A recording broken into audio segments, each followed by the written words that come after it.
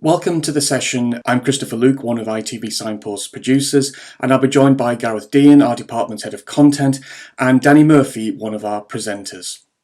So in this session, we'll be talking about the programmes we've been producing for CITV, which are Mission Employable and Daremaster, as well as looking at Signpost as a production house with diversity and inclusion at the heart of what we do. And our presenter Danny will talk more about why it's important for deaf BSL presenters to be seen on mainstream television. Okay, so back in 2016, Signpost was commissioned to make Mission Employable, with the remit that it was a fully accessible and inclusive mainstream kids programme that would be enjoyed by both deaf and hearing children alike. We'd been fulfilling the CITV British Sign Language quota with sign translated programming for many years, but we really wanted to offer the audience something different. And that would take the form of a sign-presented programme, and so was born Mission Employable, a programme which saw two young deaf presenters trying out a range of jobs that kids would most like to do when they're older. Now, the series was never marketed as a programme for deaf children. We wanted to break down barriers and show that sign language should really form a natural part of a programme. And by having voiceover and captions on screen, we made it fully inclusive for all children to watch and enjoy together. And at the heart of the programme were two brilliant young presenters, Danny and Kim, and their talent really did shine on the screen. The two presenters were able to bring their own unique personalities to the productions, and it was that which I think really resonated with the audiences on CITV. So we had two commissions of Mission Employable, and then off the back of that series came Daremaster, which continued with Danny as the solo presenter. And that series saw Danny take on 10 challenging dares, which saw him doing things from bungee jumping to extreme window cleaning off the side of a tall building, and even driving a tank blindfolded. So as you can see, we certainly put him through his paces. As with Mission Employable, Daremaster was presented in BSL, but fully inclusive and accessible for everyone to enjoy together.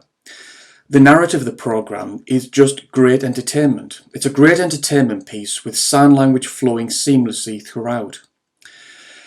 Now, in terms of the commissioning process at ITV, I think we've really sort of developed a strong relationship with the CITV commissioners.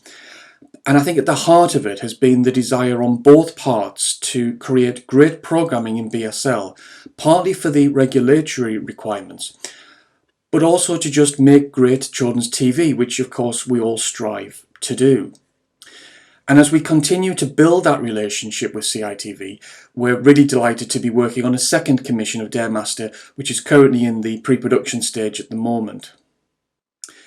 So accessibility is at the heart of what we're about, and one of the things we pride ourselves on at Signpost is making TV with a bilingual team. So there's always a mix of deaf and hearing colleagues working together on our productions. The diversity of our production crew means we're drawing on a wealth of knowledge and experience, and I think that really does help bring fresh vision and creativity to our productions. You do see it from different perspectives, and it really helps you to think and visualize differently about how to do things. As many of us know, creating programs with children on screen does have its challenges. Licensing and the hours children are permitted to work is just one example. And I'm not going to tell you that producing content in BSL is always easy. There are time pressures, whether that's things like translating scripts or communicating instructions and directions into BSL. They all do take time and really do need factoring into the shooting schedules. But the rewards of seeing the great content on screen really do far outweigh the challenges that you will encounter along the way. So the programmes we produce for CITV give an opportunity to really showcase deaf talent and how Danny and Kim have really become role models for other deaf kids. And I think watching them grow and develop over these past few years and to see their success has been absolutely fantastic. And for me personally, I've been incredibly proud to have been part of that. I think what we've achieved on screen with 30 episodes over the past 3 years has been a real team effort, and I think it really does cement our relationship with CITV because it's all about creating great content. We're not shouting from the rooftops that this is a BSL program. It's not. It's a program for all kids to enjoy, and BSL is just one part of that. So I really do hope that this has given you a bit of a flavour of what we've been able to produce for CITV in terms of accessible and inclusive programming. But I'm now going to hand over to Danny, one of our presenters, and now he's going to sort of talk about how important it is for deaf BSL presenters like himself to be seen on mainstream television. I think it's important to have deaf presenters on TV because people need to know about the deaf community and how that's reflected in our language and culture. I think BSL needs more recognition as a language. It's not something to be hidden, but to be seen, and that's why we want it to be shown on mainstream TV. Remember, having a deaf presenter is not only for a deaf signing audience, but also for a wide range of different viewers who watch TV.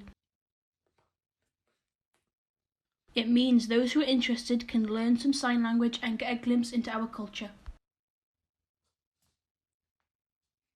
I've been working as a CITV presenter for the past 3 years, and what surprised me is that children who aren't deaf recognise me. I think that's because I've built a name for myself. It's so important to be a good role model for both children and adults. TV is something that should be accessible to everyone, and there should be equal opportunities. When it comes to being a presenter, deaf people can do it. Some people think that we can read subtitles and don't need something signing on the screen. But that's not the case. English and BSL are different, so when the English is more difficult, deaf people don't know it. That's why it's better to have someone presenting on screen. This also provides opportunities for deaf presenters. What's good is that people who don't sign can still listen to the voiceover, read the subtitles, or watch me signing. Overall, this means it's accessible to everyone. As you can see there, Danny's a brilliant find. The fact that he's deaf is neither really here nor there, because everybody who watches him in either series or anything else that he's done says that he really jumps out of the screen, and I suppose that's the big point that I'm trying to make. As Chris explained, here at Signpost, inclusivity on and off screen is massively important to us. I mean, we were set up a long time ago as part of the access services provision for ITV, so we've got a really good infrastructure to make sure we get the best out of all of our staff, be the deaf, be the hearing or anything else. But it's not just that. Everyone at Signpost is pulling in the same direction and believes in what we're doing. We really want to make great television, and we want this television to be made with the best talent that we can find, whoever that person is.